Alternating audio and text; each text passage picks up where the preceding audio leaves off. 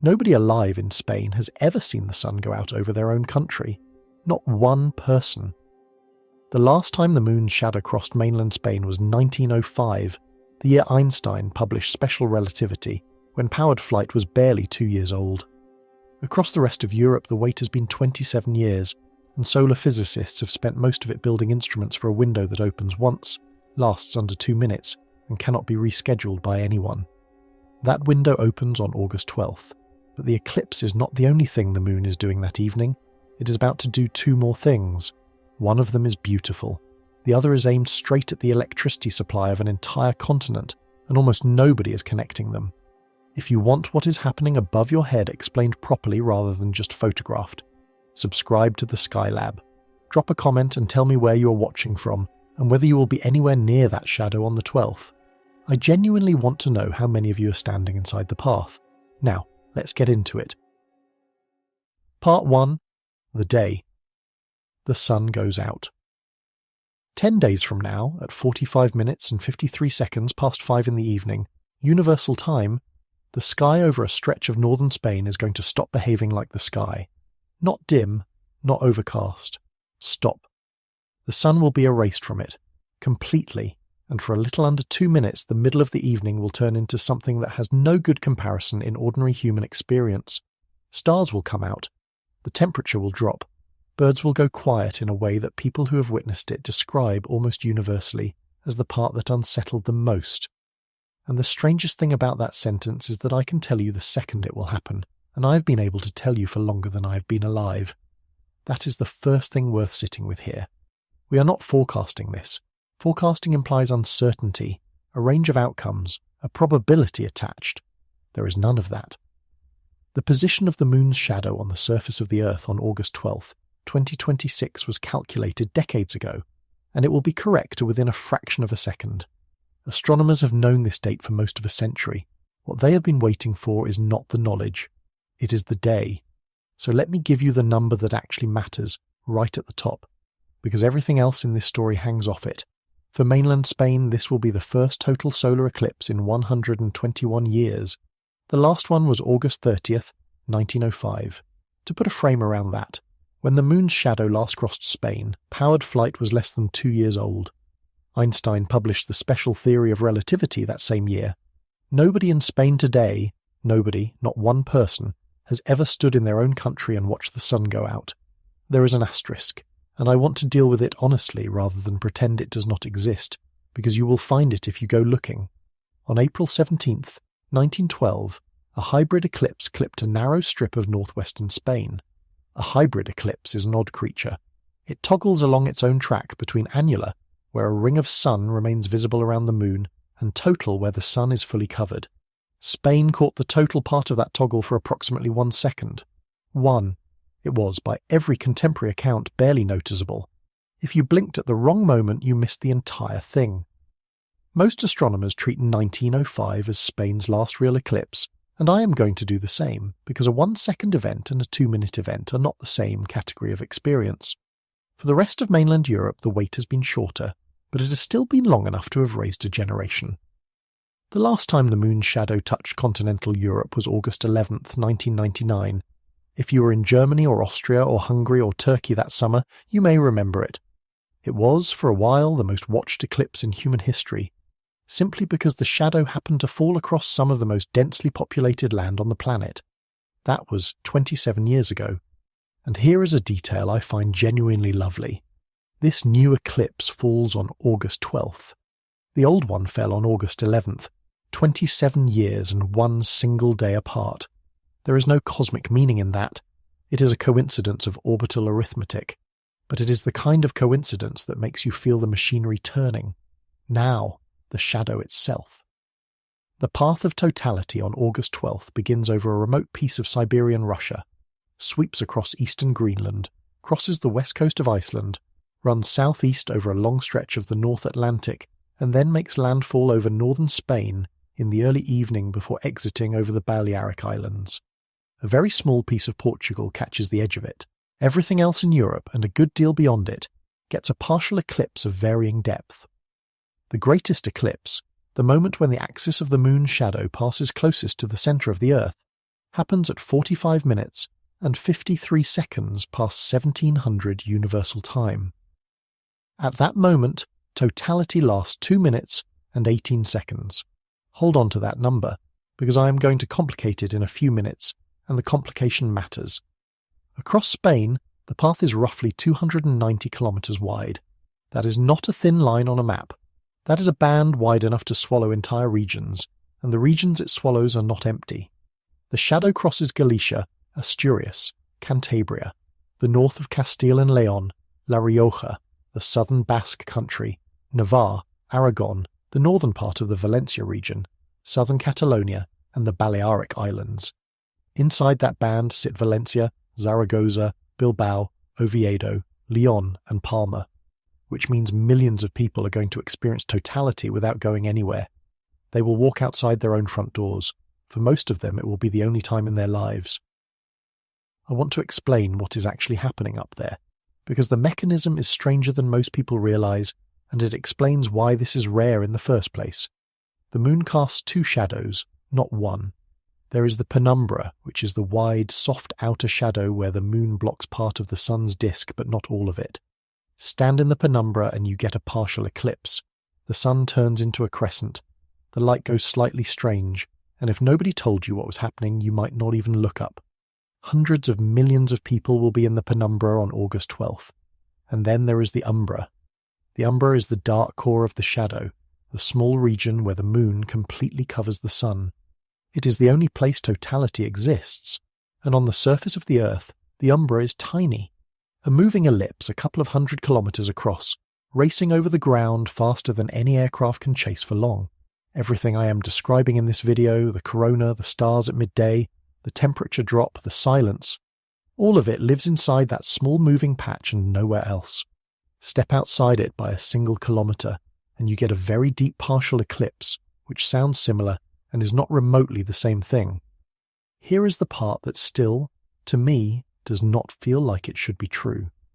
The sun is about 400 times wider than the moon. The sun is also about 400 times further away from us than the moon is. Those two numbers cancel each other almost exactly, which means that from the surface of the Earth, the sun and the moon appear to be almost precisely the same size.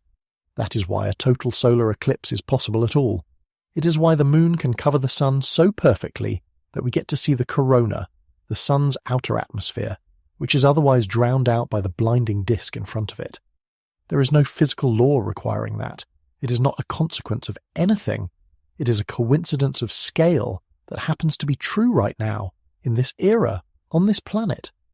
The moon is drifting away from us at a few centimeters a year, and in the deep future it will be too small in the sky to cover the sun at all. Total solar eclipses will simply stop happening.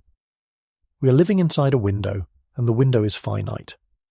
So when I say astronomers have waited 27 years for this, that is not marketing language. Solar physicists get a very short list of opportunities to observe the inner corona from the ground, and each one arrives on a schedule they cannot negotiate with. Instruments get built for specific eclipses. Expeditions get planned years out. Careers get organized around a 2-minute window that will not repeat in that location for centuries. And there is a specific reason the corona is worth all that trouble, which is that we still do not fully understand it. The visible surface of the sun, the photosphere, the bright disk you see if you glance up on any ordinary day, sits at a temperature of roughly 5,500 degrees Celsius.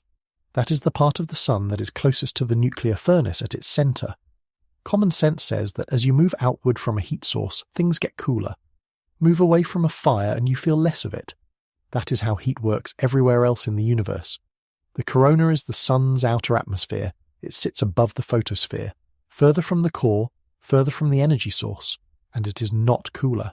It is between 1 and 2 million degrees. The sun's atmosphere is hundreds of times hotter than its surface, and physicists have been arguing about why for more than 80 years. It is one of the genuinely open problems in solar physics. There are candidate explanations involving magnetic reconnection and wave heating, and there is real evidence for both, and there is still no settled answer. Spacecraft have been sent specifically to chase it. But spacecraft coronagraphs work by putting an artificial disk in front of the sun, and an artificial disk creates diffracted light around its edge that swamps the region closest to the surface. which is precisely the region where the heating has to be happening. The Moon does not have that problem. The Moon is enormous, it is sharp-edged, it has essentially no atmosphere to scatter light, and it sits 250,000 miles away. When the Moon covers the Sun, it produces a cleaner block of the solar disk than any instrument humans have built, which means that for a few minutes, from specific places on the ground, on specific dates that cannot be moved, we get our best possible look at the one part of the Sun we cannot explain. That is what has been waiting 27 years. Not the view, the data. And there is one more thing about August 12th that almost nobody is talking about, and it is the reason I wanted to make this video rather than just tell you to go outside and look up. The eclipse is not the only thing happening that day. It is not even the only thing happening in the sky that night. And 2 of the 3 events on August 12th are not a coincidence at all. They are the same event, seen from 2 different angles separated by about 6 hours of darkness. I will get to that. But first I want to walk the shadow across the map kilometre by kilometre, because the route it takes explains why some of the people travelling for this are going to be very disappointed. Part 2. A shadow 290 kilometres wide. The shadow does not arrive in Spain. It ends there. That distinction is worth making because of how these events are usually reported. Coverage tends to describe an eclipse as though it happens in one place, the place the reporter happens to be standing.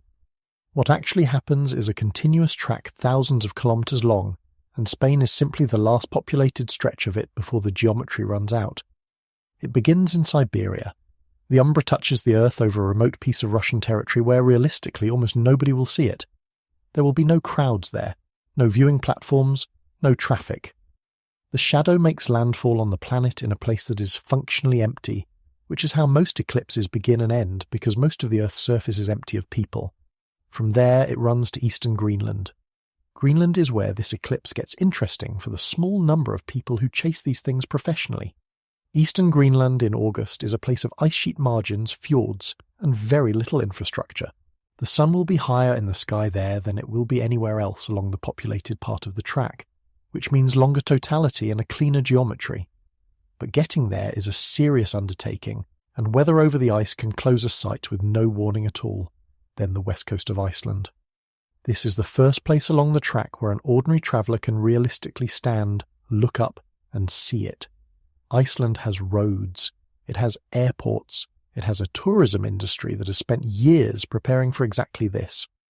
Western Iceland in August also has, and I say this with affection for the place, a complicated relationship with clear skies.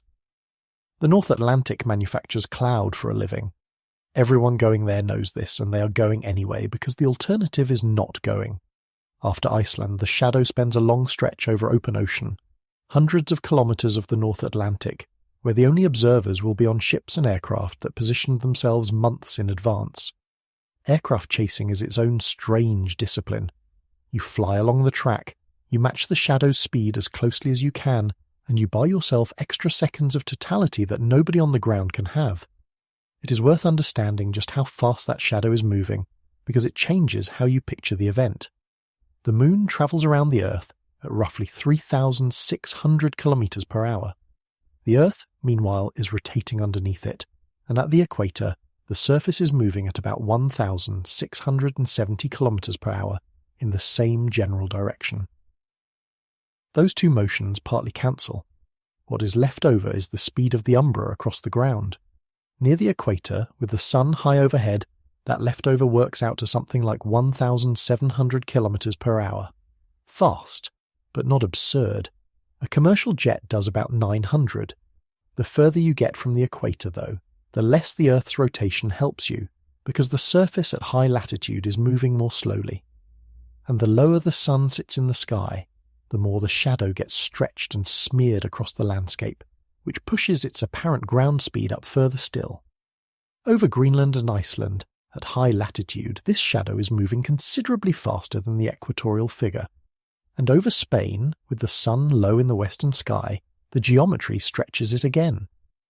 The practical consequence is that the umbra crosses the entire width of Spain, Galicia to the Balearics, the better part of 1,000 kilometres, in around 70 minutes, which means that if you are standing in Oviedo watching totality end, The people in Zaragoza have not had theirs yet. They are still standing in daylight, waiting, looking west at a sky that has not changed, and in the time it takes you to lower your glasses and say something to whoever is next to you, it will have reached them. The shadow is not an event. It is a thing passing through, and then in the early evening the shadow reaches Galicia. It enters Spain from the northwest at around 27 minutes past 1900 local time. Galicia is the far northwestern corner of the country, Atlantic-facing green, and famous for weather that behaves more like Ireland than like the Spain most people picture. From there the Umbra tracks southeast, and over the next roughly 70 minutes it crosses the country. It moves through Asturias and Cantabria, the northern coastal strip, mountains dropping almost straight into the sea. It crosses the north of Castile and Leon, which is high, dry, open plateau country, and, from a pure observing standpoint, some of the best real estate on the entire track. It passes over La Rioja, over the southern Basque country, over Navarre, and into Aragon.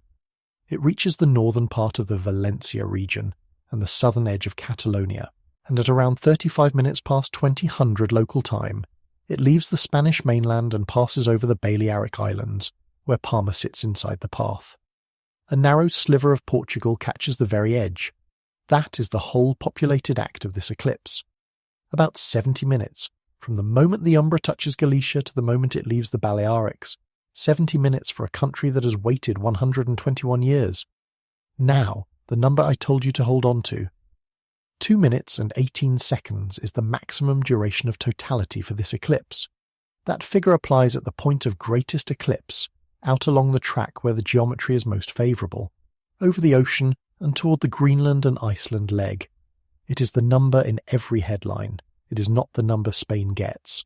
On the Spanish centre line, the maximum duration of totality is approximately 1 minute and 48 seconds, in the region around Oviedo and Leon, and that is the maximum on the centre line in the best part of the Spanish track.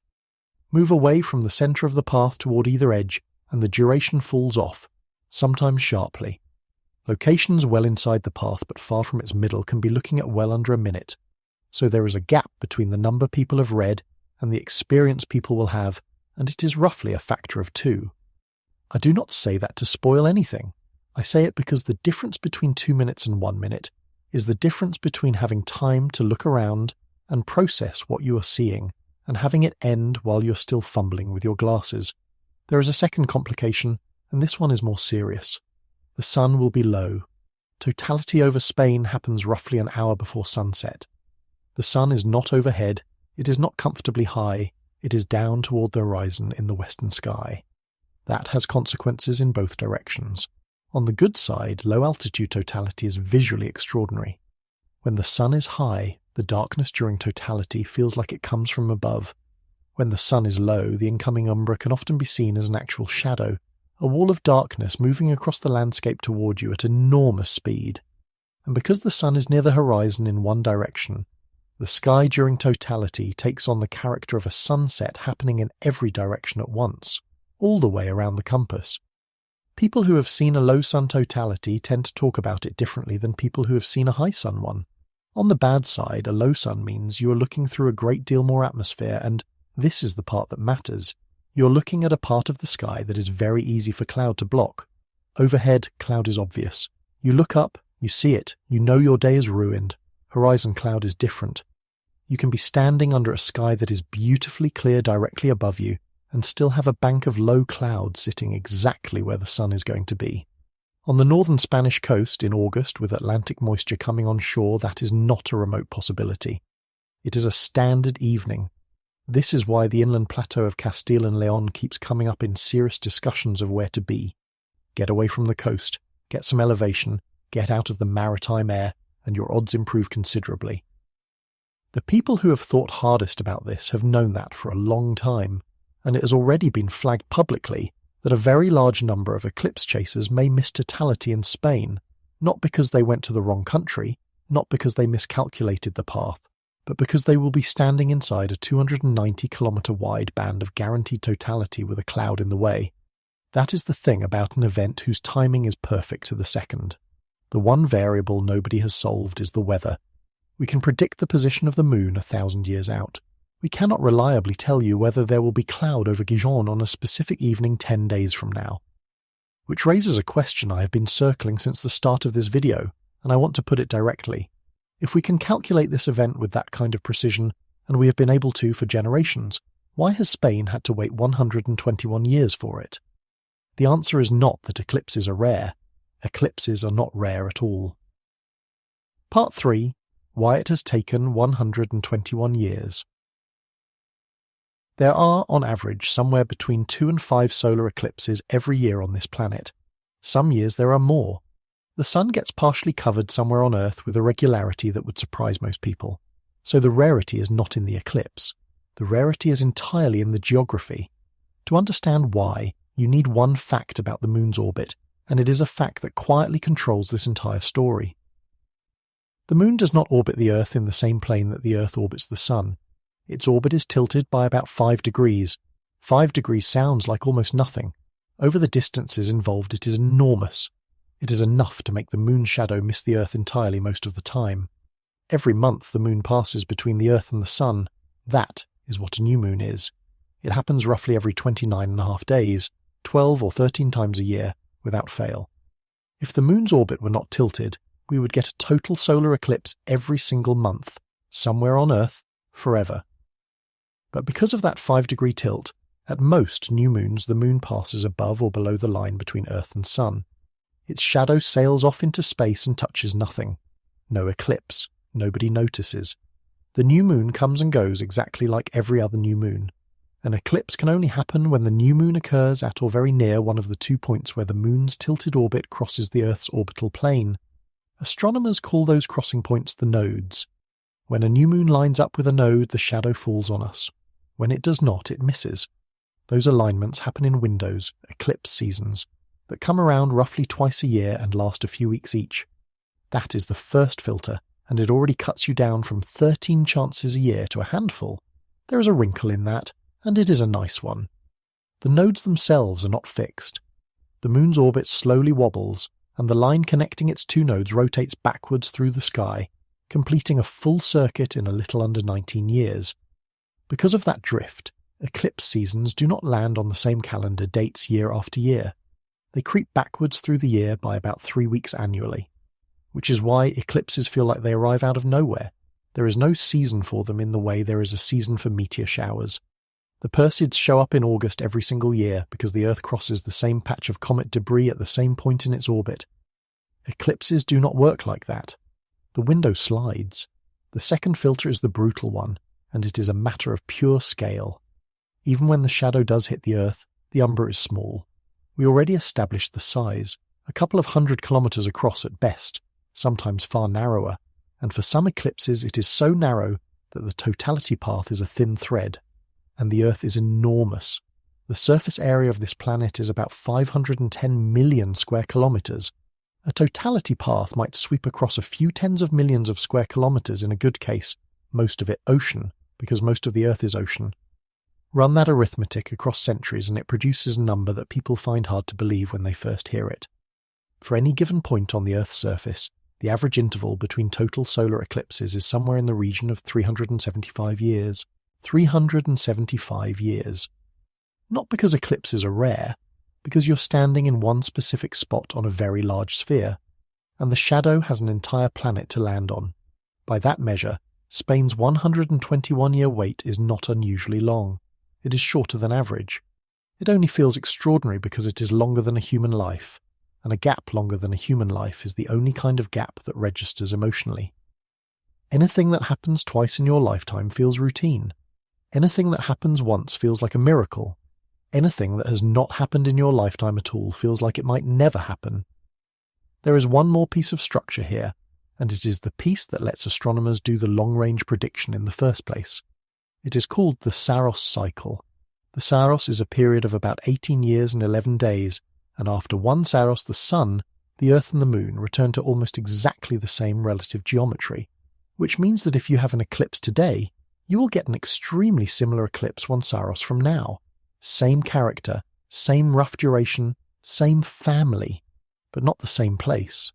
because the Saros is 18 years and 11 days plus about 8 hours, and in those 8 hours the Earth rotates roughly a third of the way around.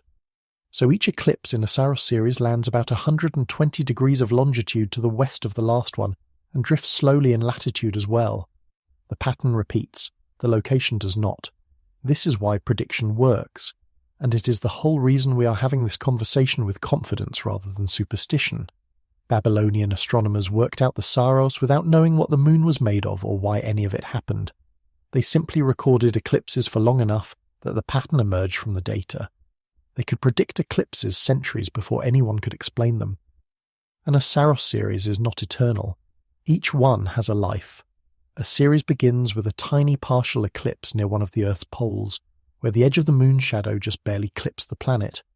Over the following centuries, each successive eclipse in that series lands slightly further from the pole and slightly deeper. The partials get bigger. Eventually the umbra makes contact and the series starts producing annular or total eclipses. It runs through its prime, delivering its best events across the middle latitudes for 1,000 years or more. Then it drifts toward the opposite pole, the eclipses grow shallow again, and the series ends with another tiny partial before the geometry gives out entirely. A single Saros series typically runs for something between 12 and 15 centuries and produces around 70 or 80 eclipses over that span. At any given moment there are roughly 40 of these series running simultaneously, all at different stages of their lives, overlapping and interleaving. That is what produces the apparently random scatter of eclipses across the calendar and across the map. It is not random at all. It is 40 overlapping clocks, each ticking at 18 years and 11 days, each one further along than the last. Nothing about that structure was designed. It is the emergent behaviour of three bodies orbiting each other under gravity for 4.5 billion years. Which brings us back to 1999, and why Spain missed it. The August 11th, 1999 eclipse crossed Europe on a track that came in over the southwest of England, ran across northern France, then Belgium, Luxembourg, southern Germany, Austria, Hungary, Romania, Bulgaria, and on into Turkey and beyond. It was a magnificent event and an enormous public one. Millions of people saw it. Spain was not on that track. The path ran well to the north and east. Spain got a partial eclipse. A good one, a deep one, but a partial. The sun never went out, and that is the entire explanation. Not bad luck in any meaningful sense, just geometry. The shadow had to land somewhere, and it landed there instead of here. Now flip it around, because the flip is the part that makes people uneasy. Spain waits 121 years for a total eclipse, and then, having waited 121 years, it gets a second one 355 days later. On August 2nd, 2027, another total solar eclipse crosses southern Spain on its way to North Africa, and that one is a monster. Maximum totality on that track runs to roughly 6 minutes and 23 seconds, more than 3 times what Spain gets this month. Then, on January 26th, 2028, an annular eclipse crosses the country as well. 3 solar eclipses over Spain in 3 consecutive years, after a wait of more than a century. I want to be extremely clear about what that is and what it is not, because this is exactly the kind of clustering that gets read as a message. It is not a message. It is the Saros cycles of 3 separate, unrelated eclipse families happening to bring their shadows over the same piece of ground in a short window. Each of those 3 eclipses belongs to a different series. They have nothing to do with each other. They are not building toward anything. But they will absolutely be presented as a pattern by someone, probably within a week of the first one, and I would rather you heard the arithmetic from me first. So that is the astronomy. A tilted orbit, a pair of nodes, a small shadow on a big planet, and a cycle that lets us see the whole thing coming centuries out. Nothing about August 12th is a surprise, not 1 second of it. And that is precisely what makes the next part of this story so strange. Because there is something on the ground beneath that shadow that is not predictable at all, something that failed catastrophically, without warning, 16 months ago, on the exact stretch of land the umbra is about to cross. And the eclipse, this perfectly forecast, centuries-known, entirely benign astronomical event, is going to reach down and switch off a very large piece of it, on schedule, whether anyone is ready or not. Part 4. The Grid That Already Failed. Once. At 33 minutes past 12 on the afternoon of April 28th, 2025, the electricity supply of an entire peninsula stopped existing.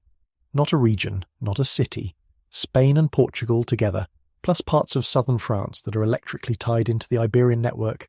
Roughly 60 million people. The lights went out and stayed out, in some places for as long as 10 hours. I want to walk you through what actually happened, second by second, because the shape of the failure is the reason the eclipse is worth talking about at all. And because the shape of the failure is also the reason most of the alarming things you will hear about the eclipse are wrong. It started in the southwest of Spain.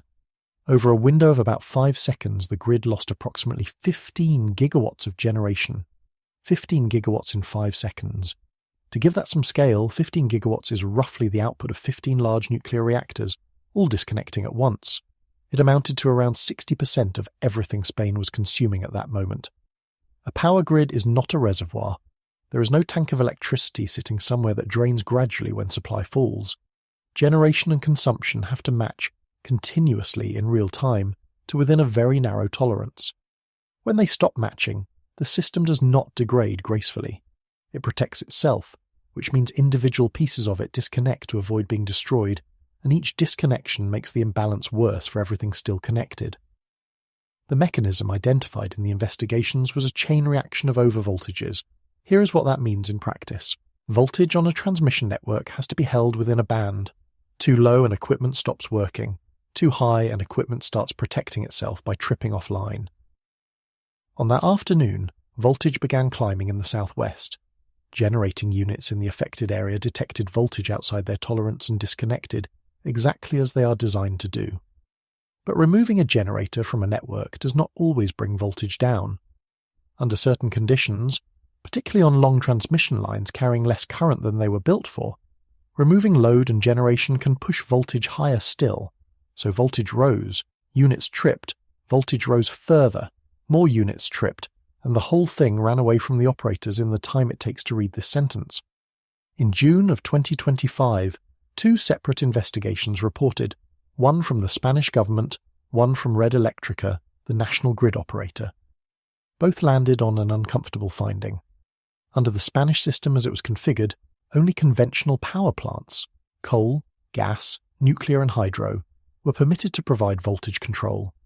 Solar and wind installations, which by then made up an enormous share of what was actually on the system, were not part of that regulatory picture. And on the day, the conventional plants that were supposed to hold voltage did not respond adequately to the oscillations, so the failure was not, strictly speaking, caused by renewables. It was caused by a voltage control function that had been assigned exclusively to a shrinking fleet of conventional plants, which then failed to perform it. But there is a structural point sitting underneath that, and it is the one that matters for August 12th. Look at what Spain was running on. At the moment the system collapsed, approximately 53% solar, 11% wind, 10% nuclear, 9% hydroelectric.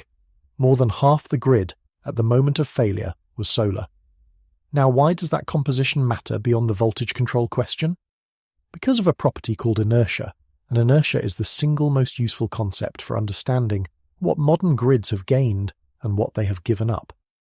A conventional power plant generates electricity by spinning an enormous mass of metal. A turbine and a generator rotor in a large thermal or nuclear plant can weigh hundreds of tons and spin at 3,000 revolutions per minute. That spinning mass is physically, mechanically synchronized to the frequency of the grid itself. Every synchronous generator on the network is turning in lockstep with every other one, and a spinning mass resists change. That is what a flywheel does. If demand suddenly jumps, the grid frequency starts to fall, and all that rotating steel fights the change. It gives up a fraction of its rotational energy to the network automatically, instantly, with no control system involved at all. It is not a decision. It is physics. That resistance buys the operator seconds, and in grid terms seconds are an eternity. Solar panels have no moving parts. Neither does the inverter that converts their direct current into the alternating current the grid runs on. An inverter is a fast, precise, entirely electronic device, and it is very good at what it does. But it has no rotating mass. It contributes no inherent inertia. When something goes wrong, it does not push back on the change. It follows instructions, and if the conditions move outside its programmed envelope, it disconnects. As the share of inverter-based generation rises and the share of spinning synchronous generation falls, total system inertia falls with it. The grid becomes lighter, faster, and less forgiving. A disturbance that a heavy grid would have absorbed almost without noticing can propagate across a light grid before any human being has registered that something is happening. There is a number that captures this, and grid engineers watch it obsessively.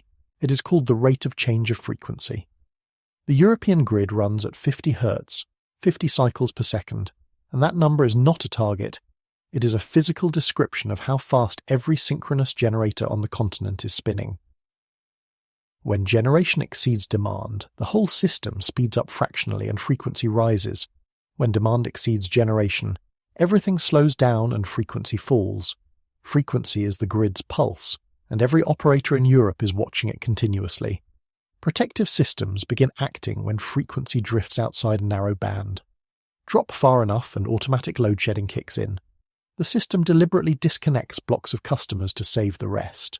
Drop further and generators start disconnecting to protect their own machinery, which of course makes the shortfall worse. Now, how fast frequency moves after a disturbance depends almost entirely on inertia. On a heavy grid full of spinning steel, losing a large generator produces a slow, shallow frequency dip that automatic reserves have time to catch. On a light grid dominated by inverters, the same loss produces a dive. The practical consequence is that the safety margin is measured in time, and inertia is what buys the time. A grid with plenty of rotating mass might give operators and automatic systems several seconds to respond to a major loss. A grid running on more than half solar might give them a fraction of that. On April 28th, the system had 5 seconds between the first disturbance and total collapse, not because anyone was slow, because there was not enough spinning mass in the system to hold it steady for longer than that. There is a second structural fact about Iberia that made it worse, and it explains why the failure stopped where it did. Spain and Portugal are sometimes described as an electrical island attached to Europe by a thin wire. The interconnection capacity between the Iberian Peninsula and France, across the Pyrenees, is small relative to the size of the Iberian system, far smaller, proportionally, than the connections between most other neighbouring European countries. It has been a recognised structural weakness for decades, and there have been projects to improve it for almost as long. When the peninsula started to fall over, the rest of the European synchronous area could not push enough power across the Pyrenees fast enough to arrest it. The link simply did not have the capacity. And once the imbalance grew large enough, the protection systems severed the connection entirely to stop the disturbance propagating into France, which is why the blackout stopped at the border and why parts of southern France on the Iberian side of that separation went dark with Spain. So the peninsula was on its own. 60 million people, a light grid, and not enough copper going north to matter. That is the system the moon's shadow is about to cross, and I want to be precise about the claim I am making, because it would be very easy to overstate it, and I am not going to. I am not telling you that the eclipse is going to cause a blackout. I will explain in some detail shortly why the mechanisms are almost completely different, and why the people whose job this is are relaxed about it. What I'm telling you is that in 10 days, a scheduled, unstoppable, continent-wide reduction in solar generation is going to arrive over the most solar-dependent grid in Europe, a grid that 16 months ago lost 60% of its supply in 5 seconds and could not stop it. Those two facts are not causally connected. They are simply both true about the same wires in the same summer. There is something else worth pulling out of the 2025 event, because it goes directly to how the eclipse will be handled. Notice which parts of Spain and Portugal stayed on. The islands, the Balearics and the Canaries run on their own electrical systems, not synchronized with the mainland peninsula. When the peninsula collapsed, they were untouched, because they were never connected in the first place. That is the double edge of grid interconnection. A large synchronized network is more efficient, more resilient to local problems, and better at moving cheap power to where it is needed. It is also a single object.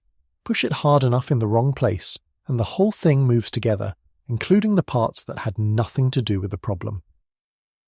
On August 12th, the shadow crosses the Spanish mainland and then passes over the Balearics, over an electrically separate island system that sat calmly through the worst grid failure in modern European history, because it was not attached to the thing that failed. I do not think that means anything. but I noticed it, and now you have too. The recovery from April 28th took, in the worst affected areas, up to 10 hours. Restarting a collapsed grid is not a matter of throwing a switch. It is a process called a black start, and it involves bringing generators back online in a carefully sequenced order, energizing transmission sections one at a time, and reconnecting load in blocks small enough that each addition does not knock the fragile partial grid back down. It is slow by necessity. Hurrying it is how you end up doing it twice. 10 hours of no trains, no traffic lights, no card payments, no mobile networks after the backup batteries at the towers ran flat, no lifts, no water pumping to the upper floors of tall buildings. 60 million people, on an ordinary Monday, discovering all at once how much of daily life is downstream of a frequency being held at 50 Hz.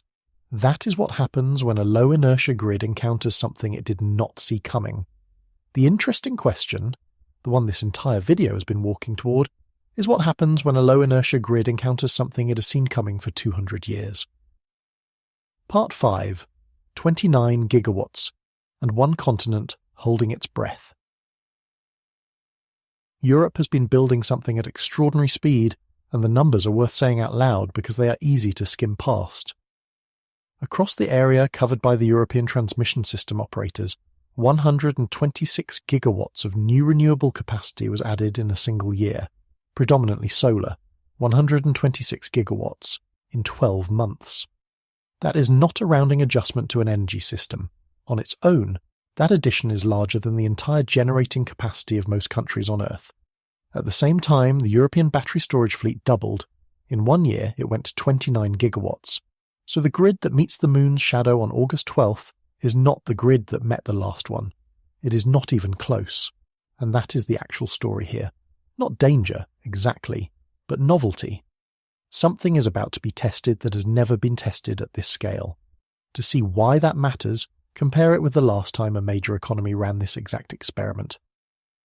In April of 2024, a total solar eclipse crossed North America, and the path took it directly over Texas, a state with a very large solar fleet, and, famously, its own electrically isolated grid. Operators knew the ramp was coming. They knew it to the minute, and they handled it the traditional way. They brought natural gas generation online to fill the hole, held it there through the eclipse, and ramped it back down afterwards. That is the classic solution, and it works. Gas turbines are dispatchable. You tell them to produce power, and they produce power. They are also spinning masses, which means every gas plant you bring online for eclipse cover is simultaneously adding inertia back into the system. You solve the energy problem and the stability problem with the same machine. Europe on August 12th intends to lean substantially on storage instead, and this is the part that makes engineers sit forward, because it is genuinely the first continent-scale test of whether batteries can do the job that gas plants used to do during a fast, synchronized, unavoidable generation ramp. Batteries have real advantages here, and I do not want to be unfair to them. They respond faster than any thermal plant. A battery can go from nothing to full output in well under a second, where a gas turbine needs minutes. Modern grid-scale inverters can be programmed to provide what is called synthetic inertia, mimicking the frequency response of a spinning mass electronically. They can absorb power as well as deliver it, which a gas plant cannot, and that matters enormously on the recovery side of an eclipse. The disadvantages are just as real. A battery has a fixed amount of energy in it. A gas plant has a pipeline. If a battery fleet is called on for longer than expected, or if it entered the event at a lower state of charge than planned, it does not gracefully reduce output. It runs out. And synthetic inertia is a control system behavior, not a physical property, which means it works exactly as well as its programming and its measurement of grid conditions allows. That distinction between power and energy is the one people miss, and it is worth a moment because it decides everything about whether 29 gigawatts is a big number or a small one. When you see a battery fleet described in gigawatts, that is its power rating, how hard it can push at any given instant. What it does not tell you is how long it can push for. That is the energy rating measured in gigawatt hours, and it is set by how much storage capacity sits behind the inverters. Most grid-scale batteries built to date are designed for somewhere between 1 and 4 hours of discharge at full output. They were built for the evening peak, for the daily arbitrage between cheap midday solar and expensive evening demand. Charge when the sun is high and power is nearly free, discharge when everyone comes home and turns things on. That business model has shaped the fleet, and it happens to be well suited to an eclipse.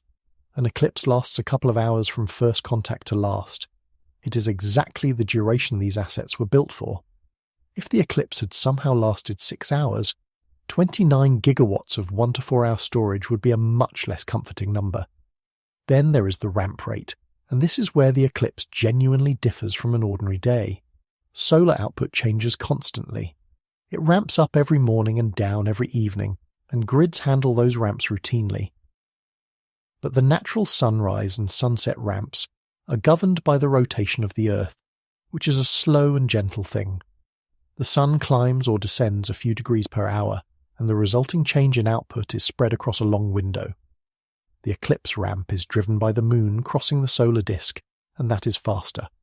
The obscuration goes from nothing to total in roughly 70 to 80 minutes at any given location, and the steepest part of that, the middle of the partial phase, when the moon is covering the widest part of the disk, produces a decline noticeably sharper than any sunset.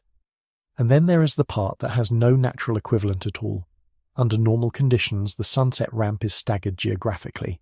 The sun sets in Poland well before it sets in Portugal, so the continental decline is smeared across hours as the terminator moves.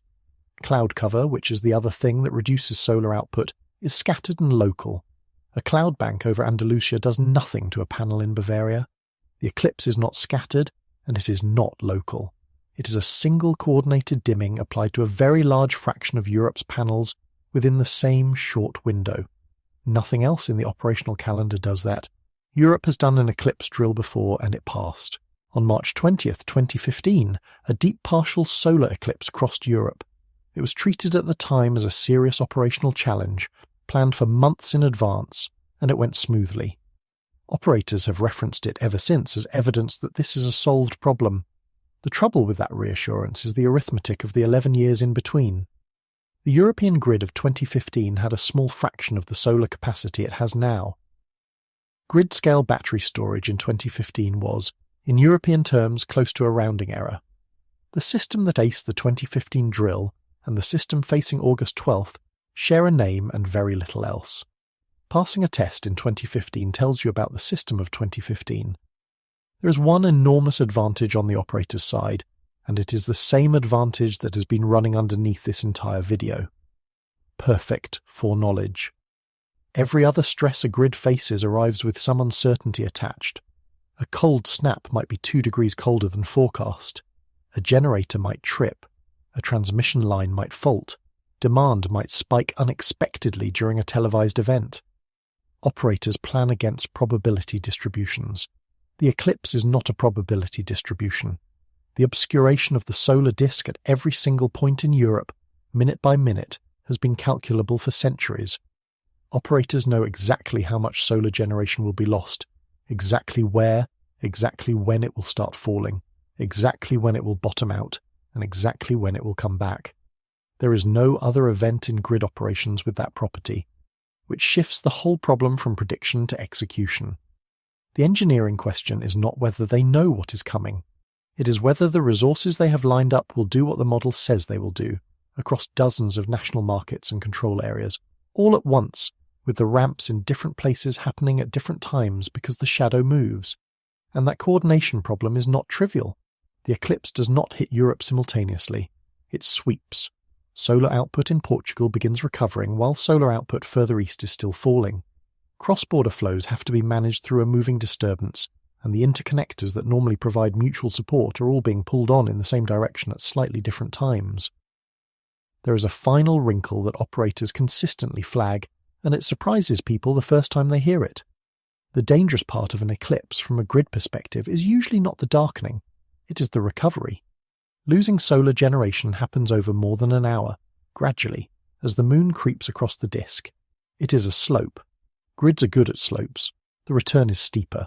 Once maximum eclipse passes, the uncovering happens at the same rate, but from a lower base, and crucially, into a system that has just deployed everything it had. Batteries discharging, thermal plants ramped up, imports flowing in. All of that now has to be unwound, in the right order, without overshooting into a surplus. Bringing a large block of generation back onto a grid that is already carrying compensating supply is a harder balancing act than removing it. For Spain specifically, there is a happy accident here that I will come back to properly in a moment, because it substantially diffuses the whole concern. But for northern and central Europe, where the partial phases end while the sun is still comfortably above the horizon, that recovery ramp is a live operational event. So here is where we actually stand 10 days out. A grid with more solar on it than it has ever had. A storage fleet that doubled in a year and has never been asked to do this.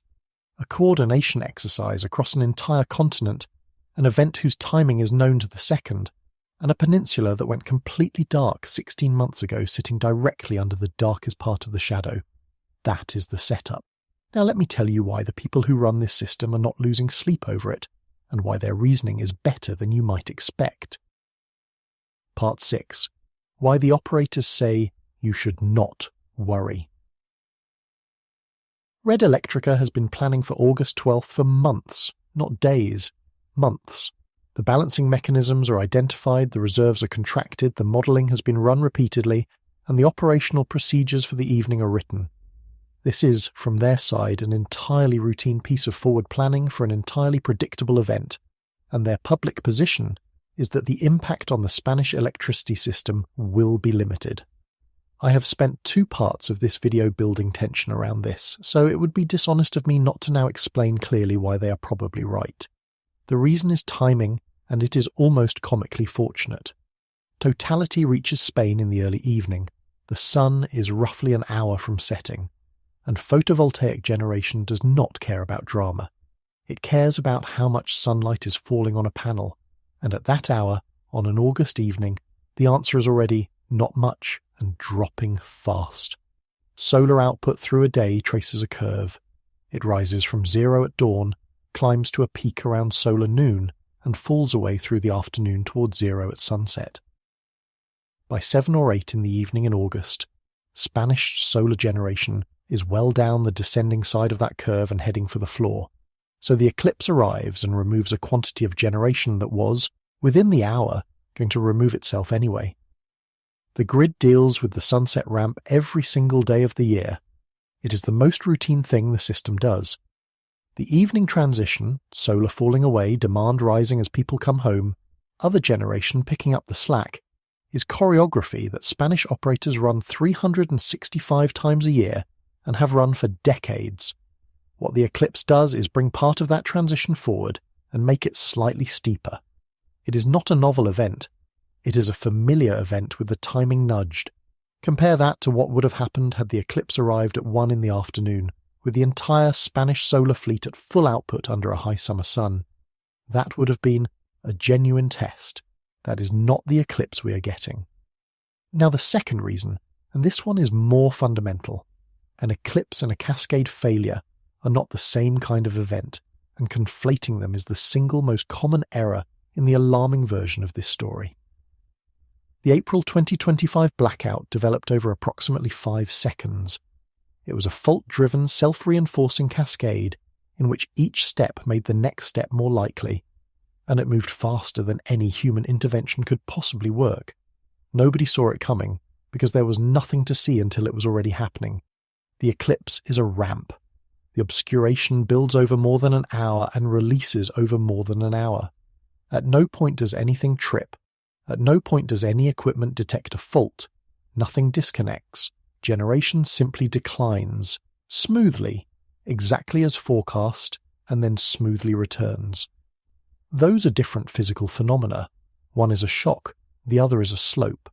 A grid can be fragile against shocks and completely comfortable with slopes, and Iberia's grid is precisely that.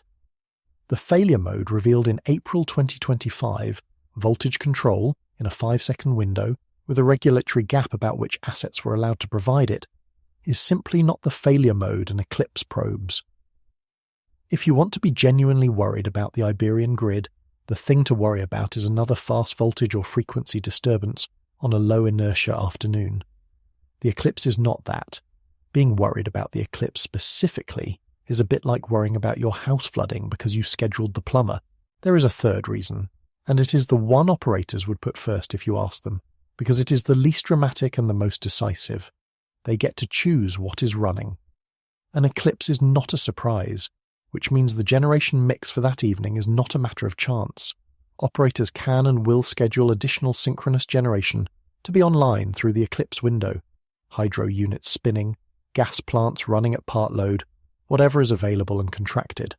Every one of those machines contributes rotating mass to the system, which means the grid on the evening of August 12th will deliberately be a heavier, more stable grid than it would be on an ordinary Wednesday. That is the paradox of scheduled events. The very fact that everyone knows it is coming means the system meets it in better shape than it meets almost anything else. The April 2025 blackout happened on a grid configured for a normal Monday, with a mix chosen by markets and weather rather than by anyone anticipating trouble. August 12th will happen on a grid that has been deliberately reinforced for it, which does not mean nothing can go wrong.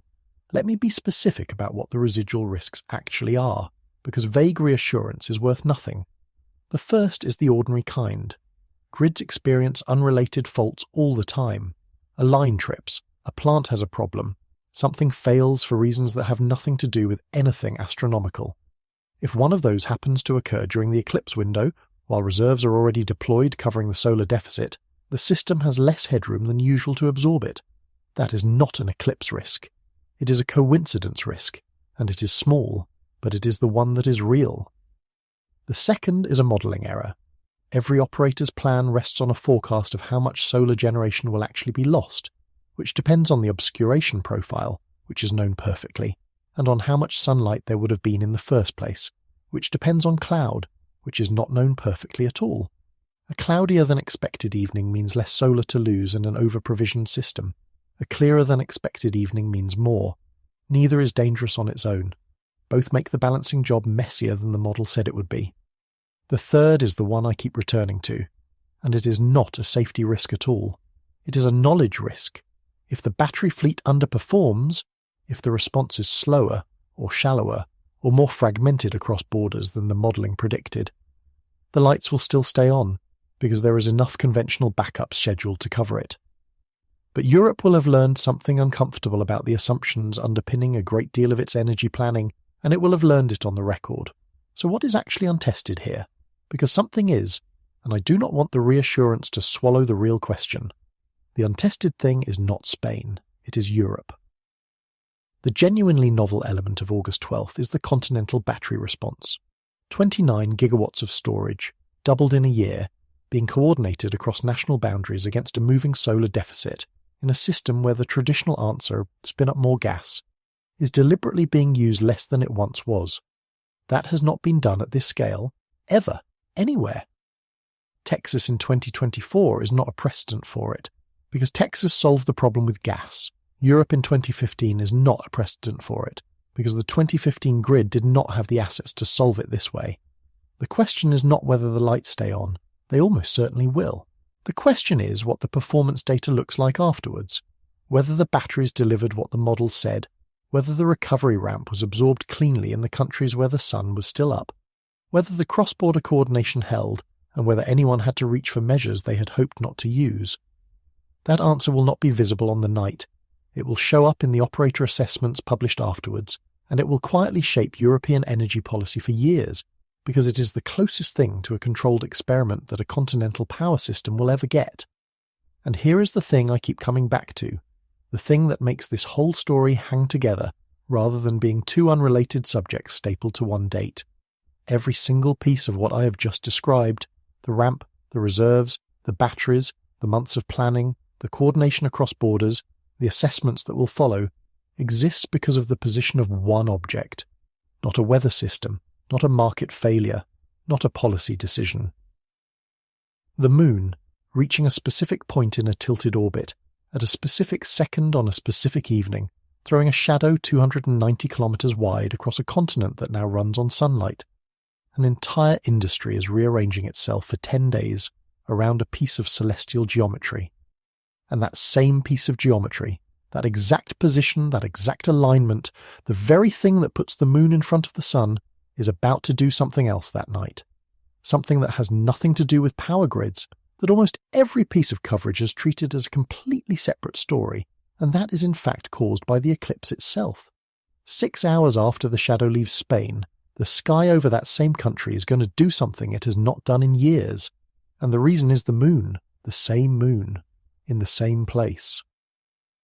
Part 7. The same moon, 6 hours later.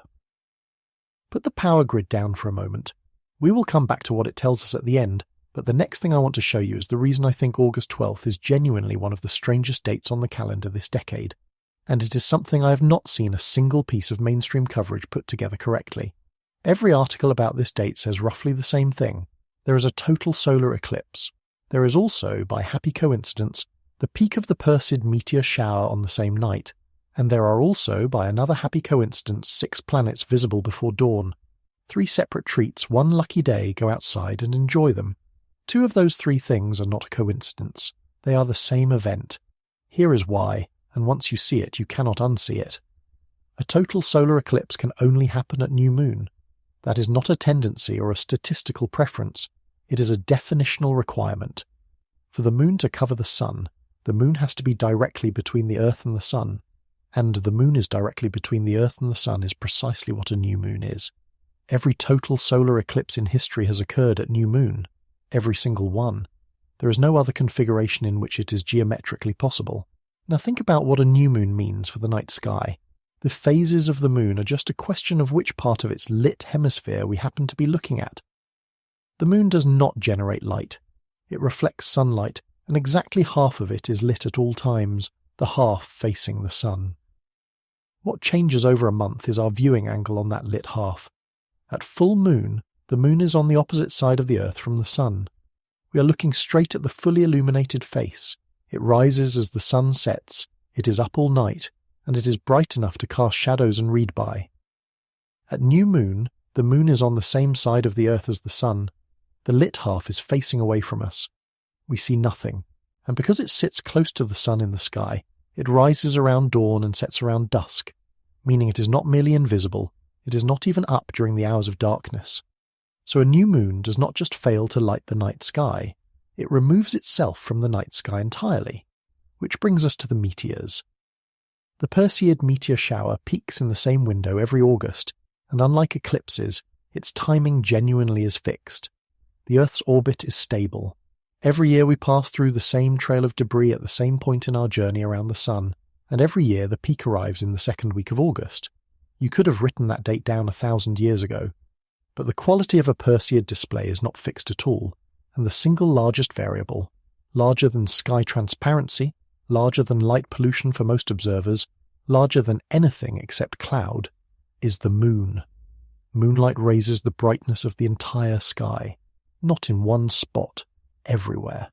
It scatters through the atmosphere and lifts the background against which you're trying to see a brief streak of light. Faint meteors do not get dimmer. They simply stop being distinguishable from the sky behind them. A bright moon high in the sky during a shower peak can erase the majority of what is actually falling. The meteors are still there. You just cannot see them. It is worth being concrete about how severe that effect is, because people underestimate it badly. Meteors are graded by brightness on the same magnitude scale as stars, where lower numbers mean brighter, and each step of 1 magnitude is a factor of about 2.5 in brightness. In a typical Perseid display, the great majority of what falls is faint, 3rd, 4th, 5th magnitude. The spectacular fireballs that people photograph are a small minority of the total count. A bright moon does not dim those faint meteors, it raises the floor underneath them. Sky brightness under a full moon can be more than 100 times higher than under a genuinely dark, moonless sky. Everything at the faint end of the distribution simply vanishes into the background, and since the faint end is where most of the meteors live, the visible count collapses. There are years when the Perseids peak under a full or near-full moon, and in those years the shower is effectively cancelled for anyone without exceptional conditions. Observers who would normally count 50 an hour count a handful of the very brightest and go to bed. And there is a further piece of the same machinery worth mentioning because it shows how tightly all of this is bound together. Eclipses come in pairs. Remember the nodes, the 2 points where the moon's tilted orbit crosses the plane of Earth's orbit. During an eclipse season, when the sun is lined up near one of those nodes, the geometry stays favourable for a few weeks. Long enough that if you get a solar eclipse at new moon, you very often get a lunar eclipse at the following or preceding full moon, roughly 2 weeks either side. August 2026 is exactly that. The total solar eclipse on the 12th is not the month's only eclipse. There is also a deep partial lunar eclipse later in the same month, when the moon swings round to the opposite side of the Earth and passes into our shadow, instead of casting its own onto us. Same node, same season, same tilted orbit.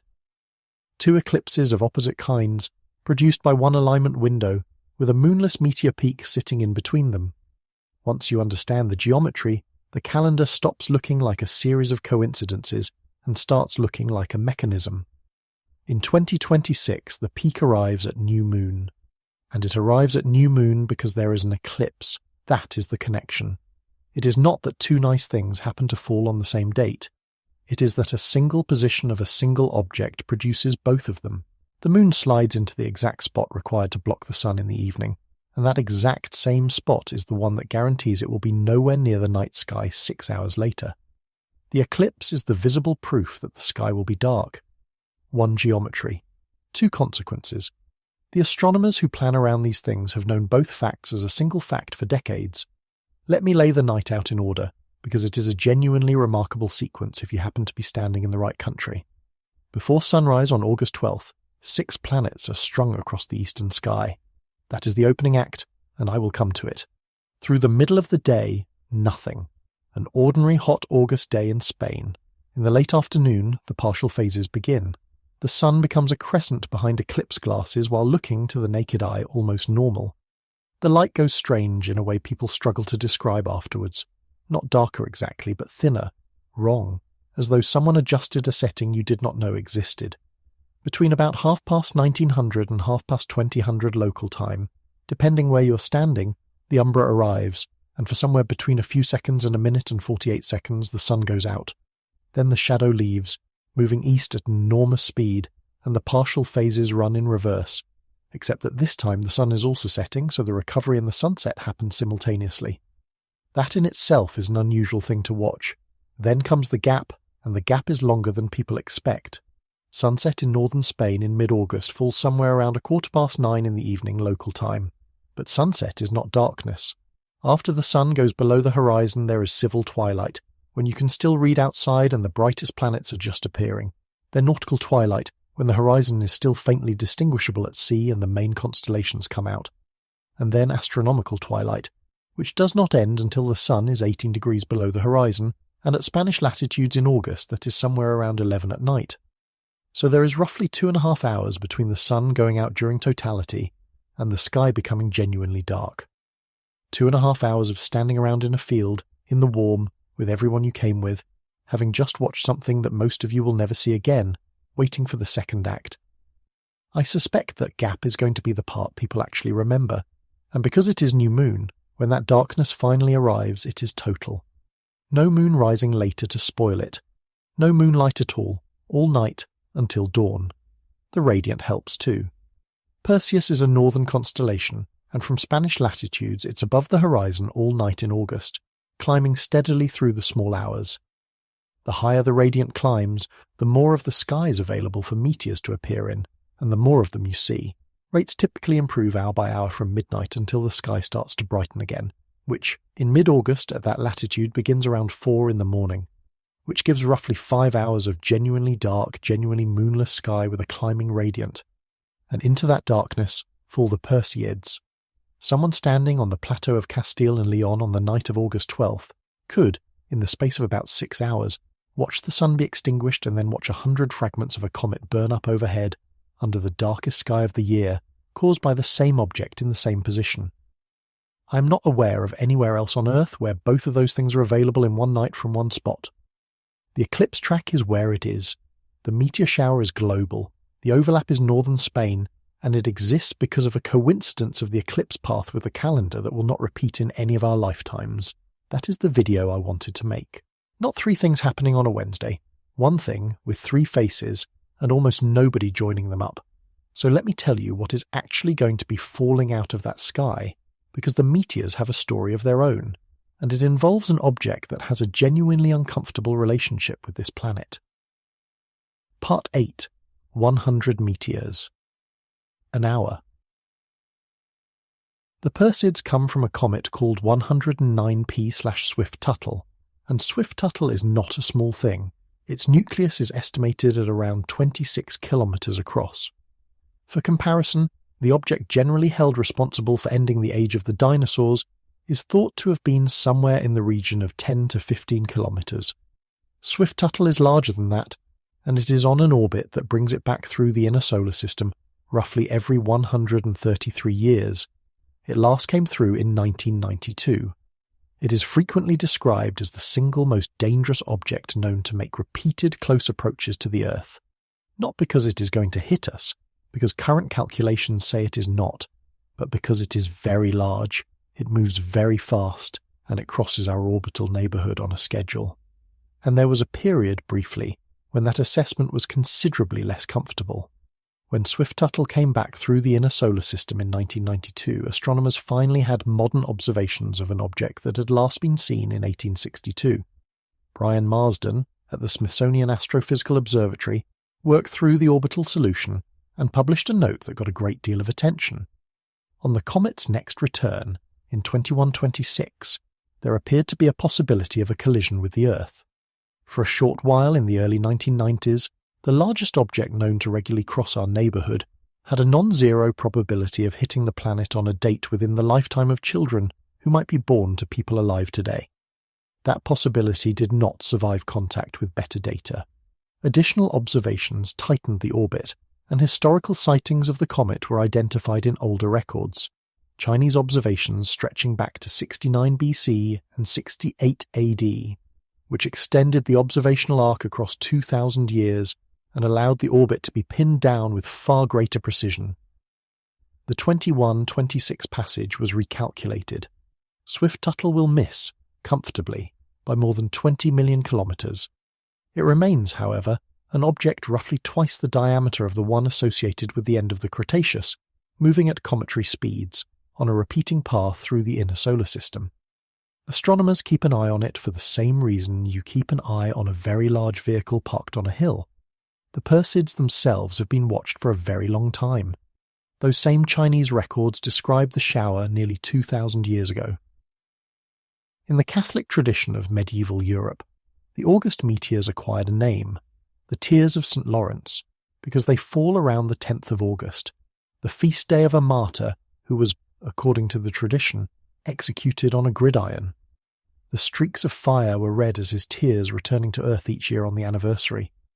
Nobody connected them to a comet until 1866, when Giovanni Schiaparelli, later famous and rather unfairly remembered for the Martian canals business, worked out that the orbit of the Perseid stream matched the orbit of the comet that Lewis Swift and Horace Tuttle had independently discovered 4 years earlier. That was the moment meteor showers stopped being weather and became astronomy.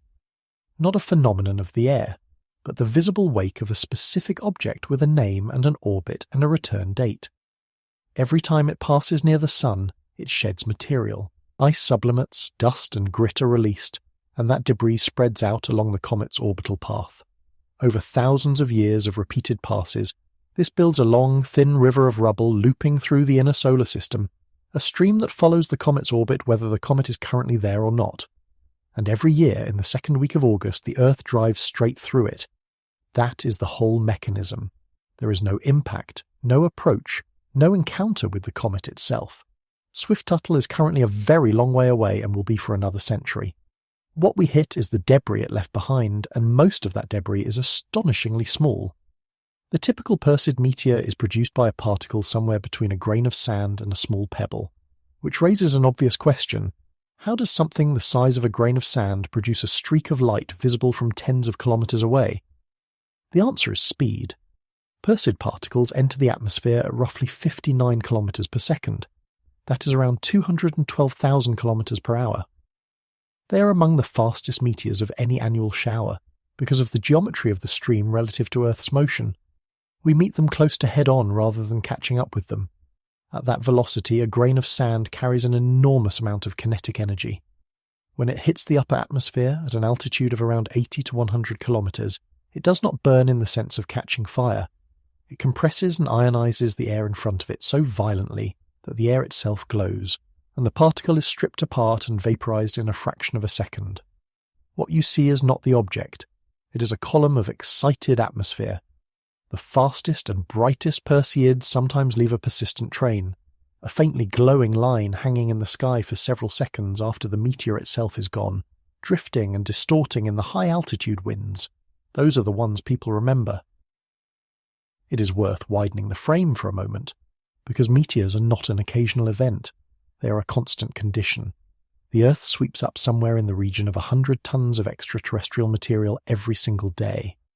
Almost all of it is dust, particles so small they do not produce a visible streak at all, drifting down through the atmosphere and settling silently onto the roofs and fields and oceans of the world. There is cometry and asteroidal material in the dust on your windowsill right now.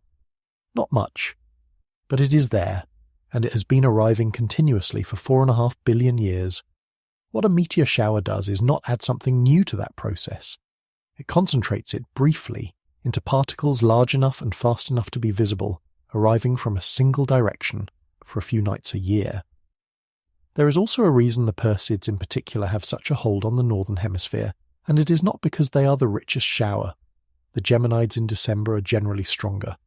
But the Geminids peak in the middle of December, and standing outside for 3 hours in December is an activity for the committed. The Perseids peak in the middle of August, when the nights are warm and the holidays are on, and lying on your back in a field until 2 in the morning is a pleasant thing to do rather than an endurance event. The best-loved meteor shower in the northern hemisphere is the best-loved one substantially because of the weather. That is not a very romantic explanation, but it is the true one. Now, the numbers for this year. The predicted peak instant is 53 minutes past 1400 Universal Time on August 13th. That timing matters for a practical reason.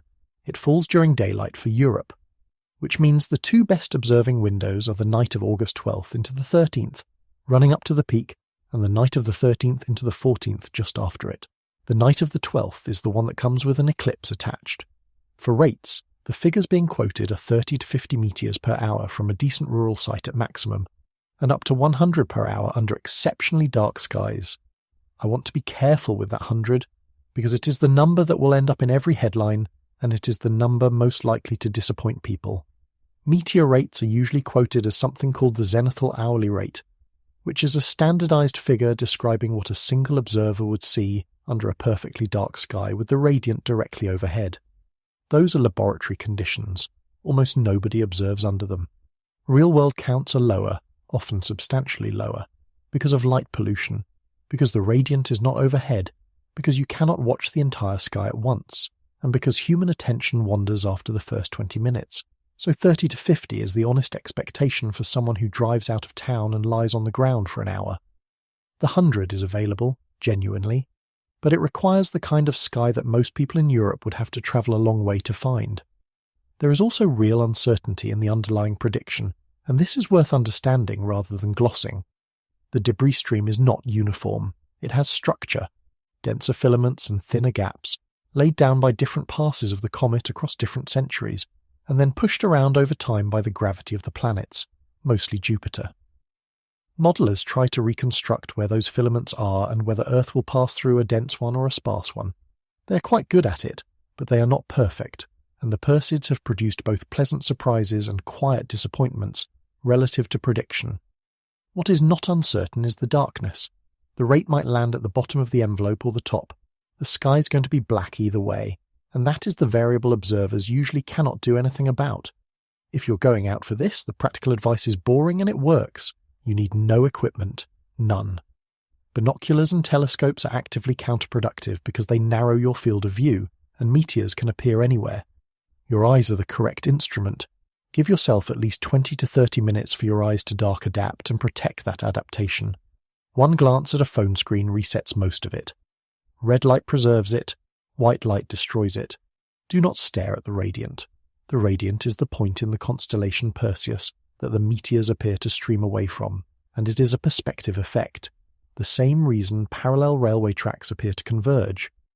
Meteors near the radiant are coming almost straight at you and leave very short trails. The long dramatic ones appear 30 to 60 degrees away from it. Look at a broad patch of sky roughly halfway up, and let the meteors come to you. And be patient in the right way.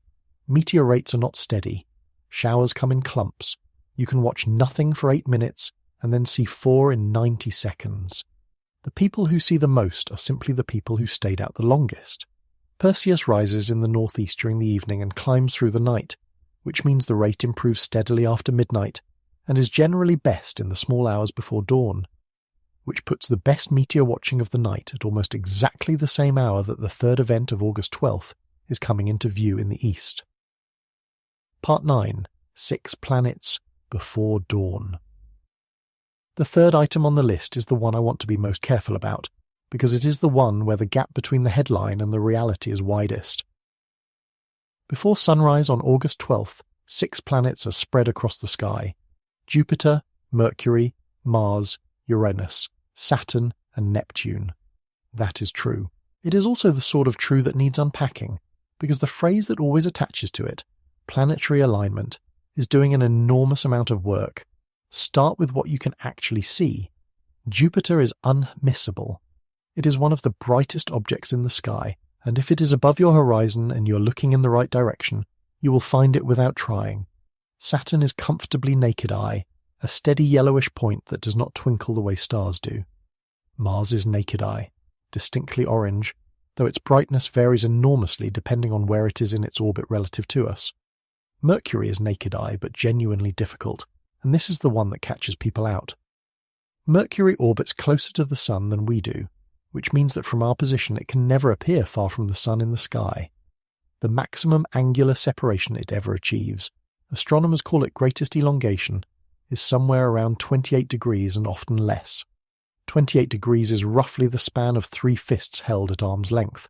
That is the entire range Mercury has to work with.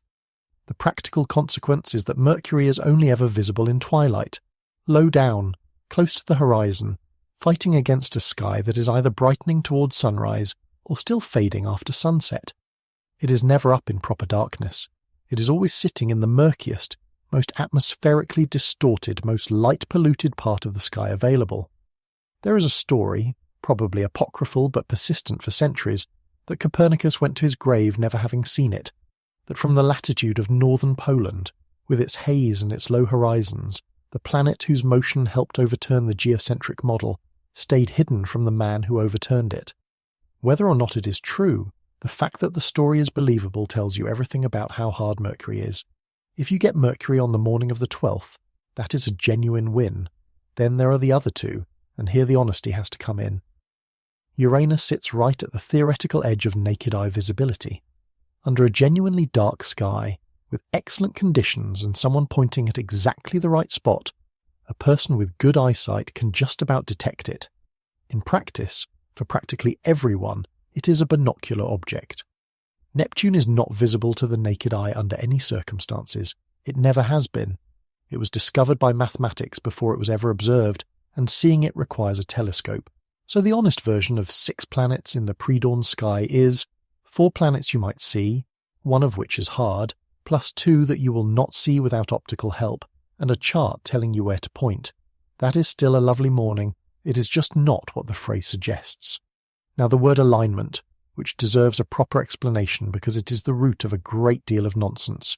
The planets of the solar system all orbit the Sun in roughly the same flat plane. That is not a coincidence, and it is not an arrangement. It is a fossil of how the solar system formed. The whole system condensed out of a rotating cloud of gas and dust, and rotation flattens things. A spinning cloud collapses into a disk, and the planets formed within that disk. 4.5 billion years later, they are all still orbiting in approximately the same plane, because there has been nothing to knock them out of it. From our position inside that disk, looking out along it, the plane appears as a line across the sky. Astronomers call that line the ecliptic, and because every planet orbits within a few degrees of the disk, every planet always appears somewhere on or very near that line. The ecliptic is also incidentally the reason the zodiac exists.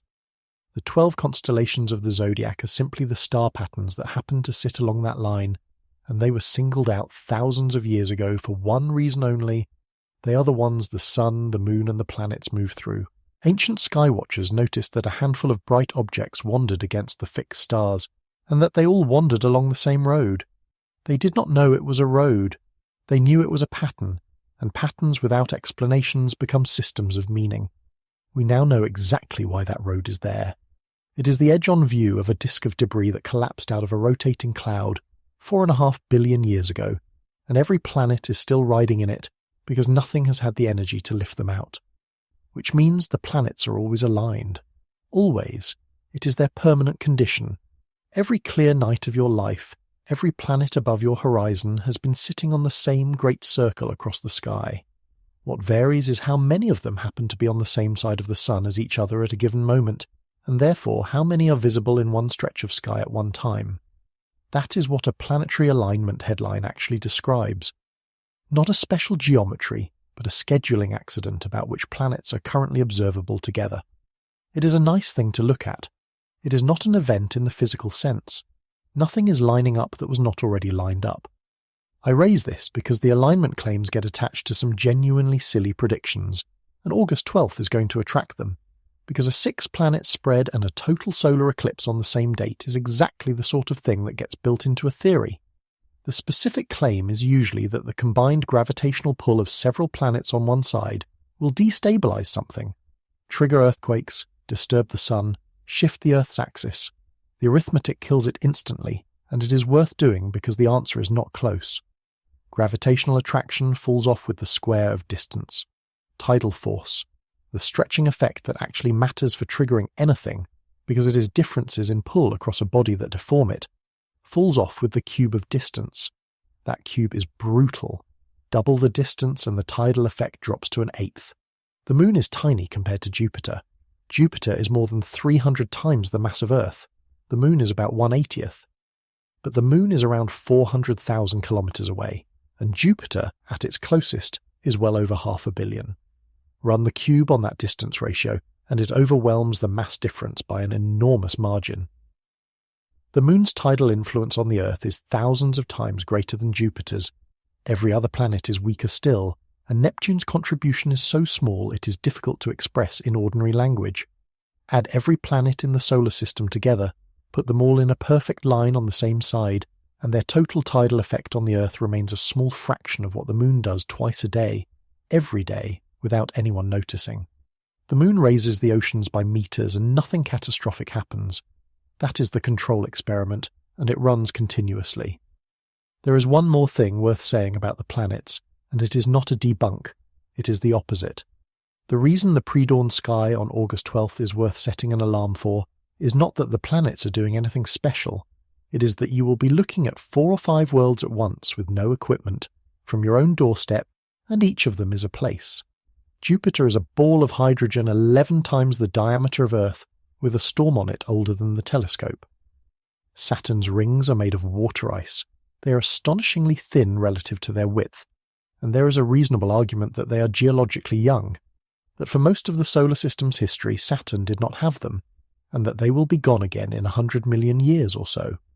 Mars has a canyon system that would run from one side of the United States to the other. Mercury has ice at its poles, in permanently shadowed crater floors, on a planet where the daytime surface reaches 430 degrees Celsius. You can see all of them without owning anything. That is the actual point of a planetary alignment headline buried under the word alignment. Not that the geometry is rare, that the view is free. So the 6 planets are a genuinely lovely thing to get up early for, and not a portent of anything. They complete the 24-hour sequence. Planets before dawn, the sun extinguished in the evening, comet debris after midnight, and it is a remarkable day to be under the sky. But only 2 of those 3 things share a cause. The planets are just where they happen to be. The eclipse and the meteors are one object in one position doing 2 things at once. And that brings me to the part of this I have been building toward, because I have spent this entire video telling you what will happen and why, with a confidence that would have looked like sorcery to almost every human being who ever lived. So it is worth asking what it was actually like, before we could do that, and what it is going to be like for the people standing under it. Part 10. What totality actually does to you. Everyone who has stood inside the umbra says a version of the same thing, and it is always slightly embarrassed. They say, "I thought I understood what was going to happen, and then it happened, and I did not. I want to walk through the sequence properly, because it is not one moment. It is about 90 minutes of escalating strangeness, and almost none of it looks like the pictures. First contact is the instant the moon's edge touches the sun's disk. Through eclipse glasses, you can watch a small bite appear on one side. With your eyes alone, looking at the world around you, absolutely nothing has changed. Not a thing. The day is exactly as bright as it was a minute ago. That continues for a surprisingly long time, and the reason is your own eyes. Human vision does not respond to light linearly. It responds roughly logarithmically, which is an evolutionary gift. It lets us function across an enormous range of illumination, from starlight to noon. Your pupils adjust, your retinal chemistry adjusts, and the whole system works hard to deliver you a stable-looking world regardless of how much light is actually arriving. So the sun can be half covered, and the day will look normal. 2/3 covered, and it will look normal. Even at 80 or 85% obscuration, most people who have not been told what is happening will not notice anything at all. Which is worth pausing on. The sun can lose the great majority of its surface area behind the moon, and your brain will simply compensate and hand you an ordinary afternoon. Then, in roughly the last 15 minutes, that compensation runs out, and everything changes at once. The light goes wrong. Not dim. Wrong. People reach for words like metallic or thin or silvery or sharp. What is actually happening is that the source of light has changed shape. Ordinarily, the sun is a disk, and a disk casts soft-edged shadows with fuzzy penumbral borders. As the sun narrows to a thin crescent, it starts behaving like a slit rather than a disk, and shadows begin to sharpen in one direction and stay soft in the other. Edges get crisper than they should be. Nothing in your visual experience prepares you for it, and it registers as unease before it registers as observation. Look at the ground under a tree at this point, and you will see something remarkable. Every gap between the leaves is acting as a pinhole camera, projecting an image of the sun onto the ground. Ordinarily, those images are circles, and we call them dappled light and never think about it. Now every one of them is a crescent. The ground under every tree in the path will be covered in hundreds of identical crescents, all pointing the same way, all shrinking together. The temperature falls. Several degrees Celsius is typical, more in dry inland conditions, and it happens fast enough that you feel it on your skin rather than reading it off a thermometer. In the high plateau country of Castile and Leon on an August evening, the drop will be noticeable and it will be sudden. There is often a wind. Ground that was heating the air above it stops heating it. Convection patterns break down and air moves. It is not dramatic, but it arrives at the same moment as the cold and the wrong light, and the combination is what people describe afterwards as the point at which their body understood before their mind did. Then, in the last minute or two, the shadow bands may appear. Shadow bands are faint, rippling grey lines that race across flat, pale surfaces, walls, sheets, roads, for a minute or so on either side of totality. They are elusive, they photograph badly, and they are best explained as an atmospheric scintillation effect. The same physics that makes stars twinkle, applied to a source that has narrowed to a thin line. They remain one of the less thoroughly modelled parts of the whole phenomenon. Plenty of people who have seen several eclipses have never caught them. And then, if you're standing where the sun is low, you may see the umbra itself. This is the part that is specific to Spain's geometry. When the sun is high, the shadow arrives from above, and there is no clear edge to see. When the sun is low, the shadow comes in at a shallow angle across the landscape, and observers report a wall of darkness moving toward them across the ground at enormous speed. It is one of the genuinely rare sights within an already rare event, and northern Spain's low sun totality puts it on the table. The last sliver of sun does not vanish evenly. The moon's edge is not smooth. It is a landscape of mountains and valleys and crater rims. As the final thread of sunlight is cut off, it shines through the lunar valleys and is blocked by the lunar peaks, and it breaks into a row of separate bright points. Those are Bailey's beads, named for Francis Bailey, who described them in the 1830s. The beads wink out one by one until a single one remains, sitting on the edge of a dark disk, and that is the diamond ring. It lasts a second or two, and then the sun is gone. What is left is something almost nobody has seen with their own eyes, the corona. The sun's outer atmosphere, the million-degree structure we cannot explain, spread out around a black disk in a shape that is different at every eclipse, because it follows the sun's magnetic field, and the sun's magnetic field reorganizes itself over the solar cycle. Near solar maximum, the corona is round and bristling. Near minimum, it is drawn out into long streamers along the equator. Nobody will know exactly what August 12th's corona looks like until it appears. The sky during totality is not black. It is a deep twilight blue, and around the entire horizon, in every direction, there is a band of orange. Sunset light from outside the umbra, arriving from all sides at once. With the sun already low over Spain, that effect will be strange and asymmetric, and unlike a standard totality. Bright stars come out, planets become visible, the temperature holds at its floor, and the animals do something that consistently unsettles people more than the sky does. Birds stop. Whole populations of them go quiet within seconds, or fly to roost as though night has come, because as far as their internal machinery is concerned, it has. Crickets and cicadas start up. Livestock in fields begin walking back toward barns. Domestic animals become agitated.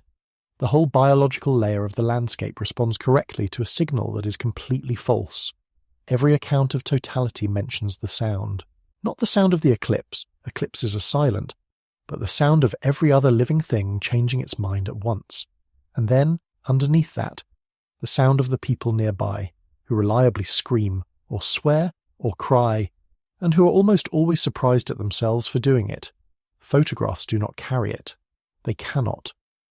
The dynamic range between the inner corona and its faint outer extensions is far beyond what a single exposure can hold, so every image you have seen is a composite, assembled from many frames. The real thing is fainter, more delicate, and more three-dimensional than any picture, and it is surrounded by a horizon and a temperature and a silence that no frame contains. Then it ends. Another diamond ring on the opposite side, the beads in reverse, and the most dangerous moment of the entire event. I want to be direct about this part, because it is the one piece of practical advice in this video that actually matters. During totality, and only during totality, it is safe to look at the eclipse with your naked eyes. That is not a caveat or a hedge. The photosphere is completely covered, and the corona is roughly as bright as a full moon. You are meant to look. Watching totality through eclipse glasses means seeing nothing at all, because the filters are designed to block essentially everything except a blindingly bright solar disk, and during totality there is no disk. But the boundaries of that window are absolute, and the exit is instantaneous. The reason this is dangerous rather than merely uncomfortable is anatomical. The retina has no pain receptors. None. It is the only tissue in the body that can be seriously damaged without producing any sensation at all while it is happening. Staring at the returning sun does not hurt. It does not feel like anything. What happens instead is solar retinopathy, a photochemical burn to the light-sensitive cells at the back of the eye, concentrated at the macula, which is the small central region responsible for the sharp vision you're using to read, and the symptoms are typically delayed by several hours. People notice the following morning a blurred or blank patch in the center of their visual field that does not move when they move their eyes, because it is not in the world, it is in them. Some of it recovers over weeks or months. Some of it does not. And every eclipse produces cases, almost all of them in that specific instant. After totality, when people have already had their moment, when the glasses are off, when the guard is down, and the first sliver of photosphere comes back into a pupil that has spent 2 minutes dilating in the dark. The corona is comfortable to look at directly. The return of the sun is not. The gap between those two things is about half a second. For Spain, all of that, the whole payoff, the corona, the horizon, the birds, last a maximum of about 1 minute and 48 seconds on the best part of the centerline, and less almost everywhere else. 121 years of waiting, and then under 2 minutes, which is, I think, why people react the way they do. It is not only that it is beautiful, it is that you can see the clock running the entire time. Part 11. The things people have always believed about eclipses. For almost the whole of human history, the experience I have just described arrived without warning. Try to hold that properly. Everything in the last few minutes. The wrong light, the cold, the crescents on the ground, the animals losing their minds, the black disk with fire around it, happening to people who had no framework for it, no explanation, and no reason to believe it would ever end. The universal response was terror, and the universal interpretation was that something had gone wrong with the order of the world. The Babylonians took it further than anyone, and their solution is one of the strangest things in the historical record. They believed a solar eclipse foretold the death of the king. But they were also, by the standards of the ancient world, superb astronomers, good enough to predict eclipses using the Saros cycle without any understanding of what was causing them, which put them in an unusual position. They could see the omen coming, so they built a procedure. In advance of a predicted eclipse, the real king would step down and go into seclusion. A substitute would be installed on the throne, often a prisoner or someone otherwise expendable, and treated as king in every formal respect, so that the omen would find its target. After the danger period passed, the substitute was put to death, the prophecy considered fulfilled, and the real king returned. That is what prediction without explanation produces. Enough knowledge to see the thing coming, not enough to know what it is, and a bureaucracy built in the gap. In China, the eclipse was read as a dragon or a celestial dog consuming the sun, and the response was noise, drums, shouting, arrows fired into the sky to frighten the animal into releasing it, which worked every time with a 100% success rate, and there is a lesson in that about how superstition sustains itself. And there is the moment that Herodotus records, which I have always found the most extraordinary of all of them. In 585 BC, the Medes and the Lydians had been at war for 5 years. During a battle, the day turned to night. Both armies stopped fighting, treated the darkness as a judgment, and negotiated a peace on the spot. Herodotus says the eclipse had been predicted by Thales of Miletus. Historians argue about whether that prediction was really possible with the knowledge available, but the eclipse itself is dated, and the war ended. An eclipse stopped a war. That is what the sky going out used to be worth. And then, gradually, eclipses turned into the opposite of an omen. They became the single most useful natural laboratory science had. Spain's own eclipse of 1905 is a good example, and it is worth remembering that it was not simply a spectacle for the people who lived through it. Expeditions travelled to Spain for that eclipse from across Europe and North America, hauling spectrographs and long-focus cameras by rail and cart to sites chosen years in advance, because the only way to study the corona and the solar atmosphere at that time was to wait for the moon to make it visible. Spain in 1905 was, for a few minutes, one of the most instrumented places on the planet. 14 years later came the eclipse that changed physics. On May 29th, 1919, Arthur Eddington led one of 2 British expeditions, his to the island of Principe off West Africa, the other to Sobral in Brazil, to photograph the star field around the Sun during totality. The point was to test a prediction from Einstein's general theory of relativity, published 3 years earlier and largely untested, that mass bends space-time, and that starlight passing close to the Sun should therefore be deflected by a specific calculable amount. You cannot see stars next to the Sun, except for about 6 minutes during a total eclipse. The measurement was difficult, the plates were imperfect, Principe was rained on for most of totality, and the analysis has been argued about ever since. But the result came down on Einstein's side. It was announced in London that November, and it made him globally famous overnight. A theory that rewrote our understanding of gravity, space and time was confirmed because the moon happened to be exactly the right size to uncover the sky next to a star. That is the arc.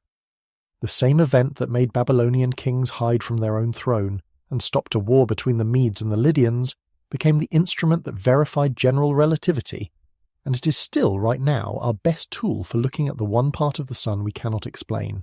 Nothing about the eclipse changed, only what we brought to it.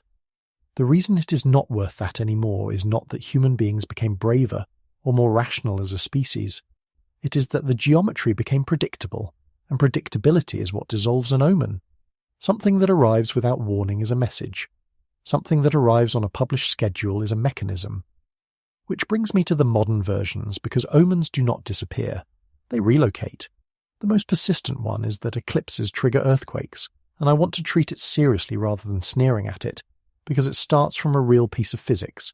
At new moon and full moon, the Sun and the moon are lined up with the Earth, and their tidal pulls add together instead of partially cancelling. That is why we get spring tides at those phases. The effect is not limited to the oceans. The solid body of the Earth flexes too, rising and falling by tens of centimetres twice a day, Solid Earth tides are entirely real and thoroughly measured, so the underlying claim is not absurd. At the moment of a solar eclipse, tidal stress in the Earth's crust genuinely is at a local maximum. The question is how large that stress is compared to the stresses that actually cause earthquakes. Tidal stresses in the crust are on the order of a few kilopascals. Tectonic stresses accumulated on a fault-approaching failure are on the order of megapascals, thousands of times greater. The tidal contribution is not a trigger in any meaningful sense. It is a rounding error added on top of a load that has been building for centuries. There is legitimate research here, and it should be represented honestly. Some studies have found weak statistical associations between tidal phase and seismicity in particular settings, most often in shallow thrust environments and undersea faults, where the water column adds a component. Those findings are real, they are modest, and the interpretation is careful. At most, tidal stress may marginally influence the timing of a rupture that was already within hours or days of happening anyway. It cannot create one. And no version of this has ever produced usable predictive skill. Nobody can tell you where, or how large, or even reliably whether. No eclipse has ever been shown to have caused a specific earthquake, not one in the entire instrumental record. The planetary alignment version fails for the same reason, and by an even larger margin, as we worked through earlier. The combined tidal influence of every planet in the solar system is a small fraction of what the Moon does to us twice daily without incident. And then there is the newest one, which is the most interesting because it will attach itself to the story I told you in the middle of this video. If anything at all goes wrong with the European grid on or around August 12th, there will be people saying the eclipse did it, and there will be other people saying the eclipse is being used as cover for something else. The first premise is true. Spain and Portugal really did lose everything in 5 seconds 16 months ago, and the official investigations really did find a failure of voltage control by conventional plants under a system that did not let anything else provide it. That is not a theory, that is the published finding. Where the claim goes wrong is the mechanism, and by now you know why. An eclipse is an hour-long forecast slope. The blackout was a 5-second unforecast cascade. Those are not the same kind of event, and a system can be vulnerable to one while being entirely comfortable with the other. If the grid holds on August 12th, that is not a cover story. That is what a planned-for event looks like when the planning worked, and if something does go wrong, the honest reading will not be that the Moon did it. It will be that a grid with less rotating mass than it used to have was tested again, in a different way, and told us something we would rather have learned in a simulation. Part 12. 3 years, 3 eclipses, and the question nobody can answer. Yet. 10 days from now, the shadow arrives and then it is gone, and the thing I keep circling back to is how badly the arithmetic of the wait fits the arithmetic of the payoff. 121 years for 1 minute and 48 seconds, and that is the good case. Then, 355 days later, Spain gets a second one. The eclipse of August 2nd, 2027 is in a different class entirely. Its track runs across southern Spain and on into North Africa, and the maximum duration of totality along it reaches roughly 6 minutes and 23 seconds. That is not an incremental improvement. It is more than 3 times what Spain gets this month, and it is one of the longest totalities anyone alive will have access to on land.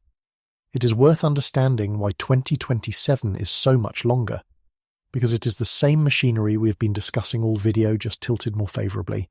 3 things stretch a totality. The first is how close the Moon is to Earth. Its orbit is an ellipse, and near perigee the Moon appears larger in the sky and covers the Sun more generously.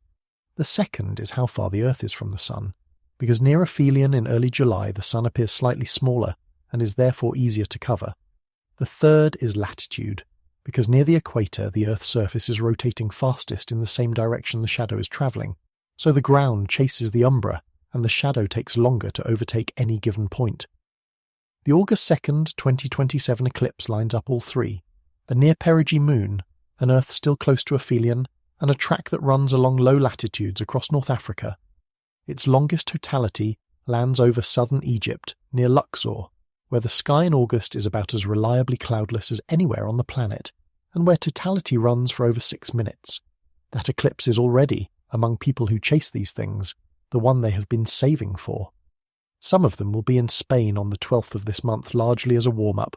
Then, on January 26th, 2028, an annular eclipse crosses Spain as well. An annular eclipse is the same alignment with the Moon in the wrong part of its orbit. Near apogee, the Moon appears very slightly smaller than the Sun, and when it slides across the disk it cannot quite cover it. What is left is a thin, blinding ring of photosphere all the way around a black circle.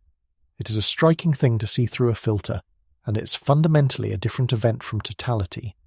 The corona never appears, the sky never goes dark, the stars never come out, and it is never safe to look at without protection at any point. The difference between an annular eclipse and a total one is not a matter of degree. It is the difference between the Sun being 99% covered and the Sun being gone. 3 solar eclipses over one country in 3 consecutive years after more than a century of nothing. I said earlier that this is a Saudi artifact, and it is.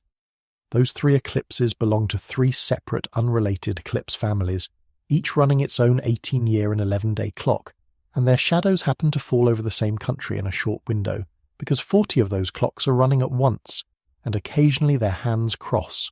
There is no pattern. There is no build-up. The 2027 eclipse does not know the 2026 one happened.